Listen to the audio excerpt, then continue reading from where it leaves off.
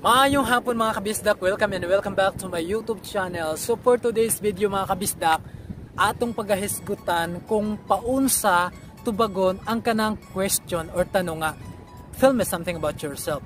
So kana mga kabisdak, bisag asa kang agency or company nga mo apply mga kabisdak, kana bitong tell me something about yourself mga kabisdak. Mao jud na mga question sa usa ka company or agency nga dili og dili jud mamatay og dili jud mawala. So sa una man gud katong nag-apply ko sa usa ka call center diri sa Manila mga kabisdak, wa jud ko kalibutan kung unsay tama nga technique para tubagon ka ng tell me something about yourself. So ako yung gihimo mga kabisdak sa una nga gi-figure out, gi-highlight na ako ang tibuok na akong kinabuhi, pati personal na ako nga kinabuhi. So which is dili din na tama mga kabisdak. So karon tagaan ta mog tips, tagaan ta mog tama nga technique kung unsaon pagtubag ng tell me something about yourself. So kining video ha, ako din yung ipahinungod, i-dedicate na ko na lalo na or labi na sa mga bagong college graduate students diha, kanang mga fresh graduate unsan mo kay students. So tagaan ta mo pagtagad, tagaan ta mo giya para makabalupod mo na upon with tips kung paunsa tubagon ang tell me something about yourself. But before na ako umpisahan or sugdan atong discussion for today, giawhag ta mo nga mag-subscribe sa akong YouTube channel o palihog kog pindot sa bell button para updated mo sa akong next video every time na mag-upload kog video sa akong YouTube channel. Disclaimer mga kabisdak, dili ko expert hag, dili po ko interviewer o dili po ko entrepreneur college graduate.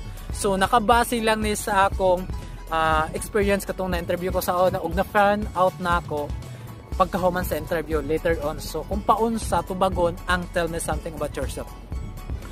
Mga kabisdak, pag moingon gali ang interviewer nga tell me something about yourself, but pasabot ana nga gipangutana ka sa interviewer kung kinsa ka or unsa ka bilang empleyado, kung unsa imong kakayahan, kung kinsa ka, or siyempre pwede po nimo ingnon nga imong pangalan, first name or apelyido, tapos imong edad, kung unsa imong nahuman, educational attainment nimo. So example, college graduate ka, so i-highlight nimo kung college graduate ka, kung asa ka nag-graduate, o unsay kurso nga imong gikuha, o gawas ana kung naana kay trabaho karon, siyempre nganlan nimo ang imong company. Yes, nganlan nimo imong company o ang length of service nimo kung unsa nakakadugayon diha sa kumpanya nga imong gitrabahoan.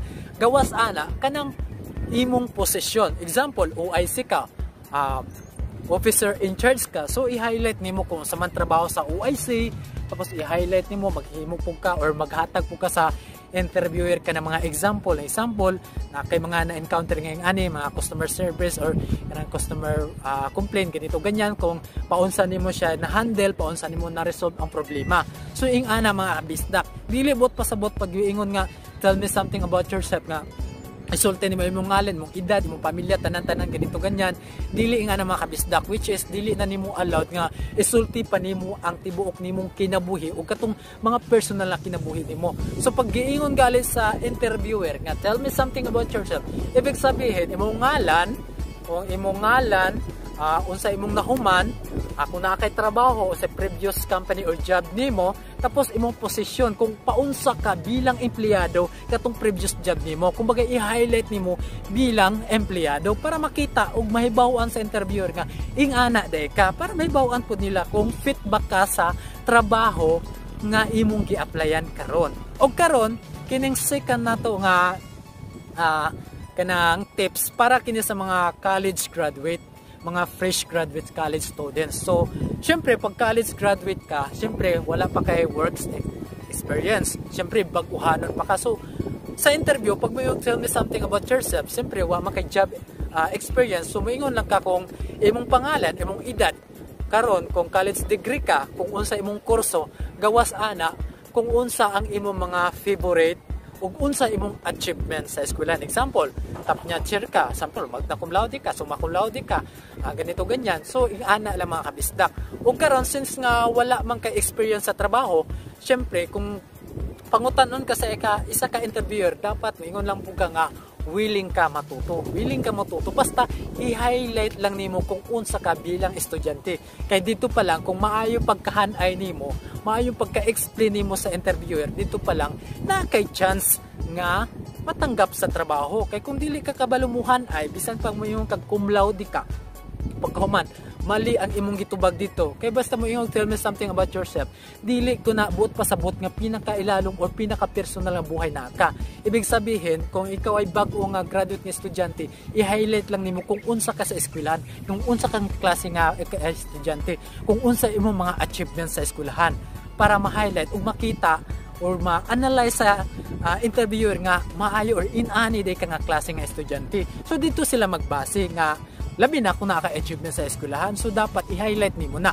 So karon mao lang to atong discussion for today mga kabisdak, ug daghang salamat ug maayong hapon. So shout out day diha sa ako mga kababayan diha sa Olutanga, Zamboanga, Sibugay Province ug diha sa Zamboanga City, ug i-shout out pud na ako di ay ang nag-subscribe sa akong YouTube channel si Sir Jurimel Hiva nga naa karon sa Cebu City, si Sir Yayang Sabdani Albarico, my former classmate sa high school.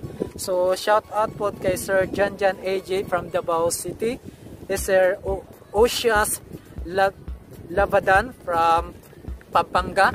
So shout out kay Sir Ryan from Zamboanga City, Sir Wawi Arroyo, Sir Mac Adrian. So shout out si Sir D. Cruz, Sir Minandro Makadaig, shout out.